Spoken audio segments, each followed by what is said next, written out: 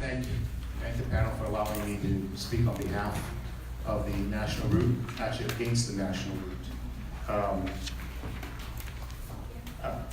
One thing before I begin, just point, it's kind of a concern to us is that there are 15 stakeholders on this panel, which is a good idea, but not one from national, and we are concerned about that.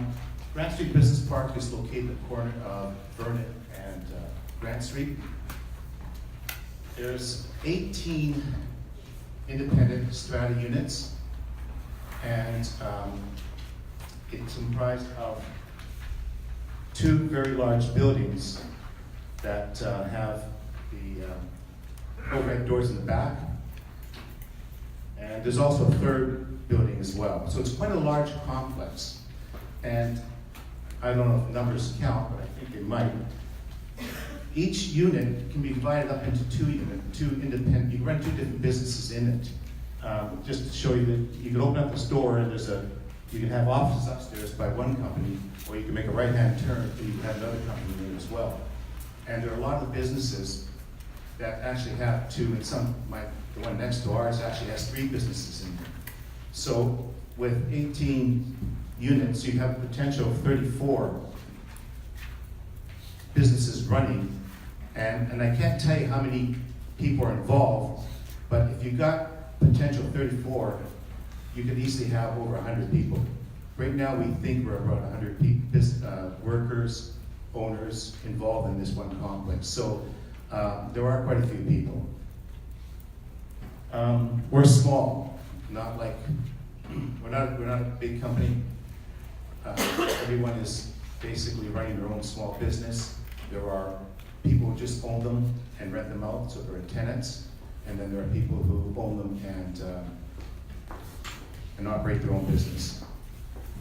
We take a lot of pride in our business. In our building, we spent, actually I put down $30,000, but I just got a correction. There's about $40,000 that we put into this building just this summer alone, in painting it, fixing the overhead doors in the back. It was built in 1995, and it's one of the newest buildings, one of the youngest buildings in the Flats area. It's on land that was that is environmentally friendly. We checked it before we could build. It's earthquake proof. It's a very nice building. We don't want to see it go. We don't know what's going to happen.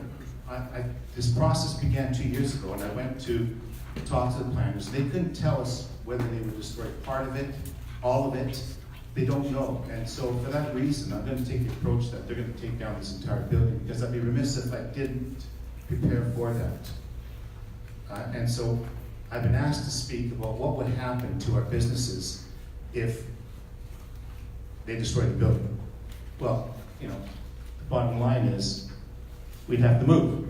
And that's a very difficult thing, to get 34 businesses to move out of an area because we're building this route. As I mentioned, you're not going to find too many places like this with 3 parking spots, with doors in the back.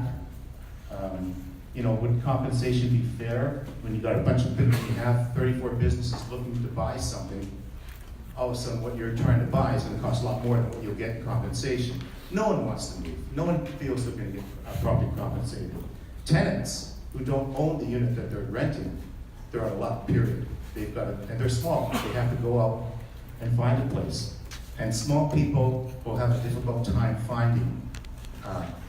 It's harder for them to get the financial resources they need to find a place.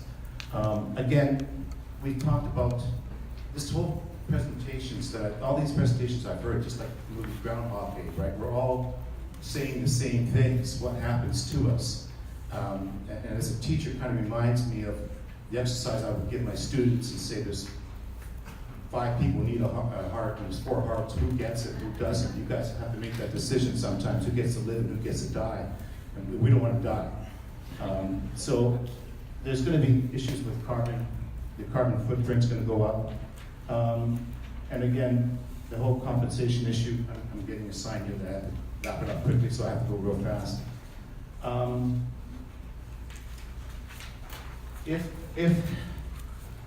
If Grant Street is chosen, there's a physical effect, but there's also the mental effect, right?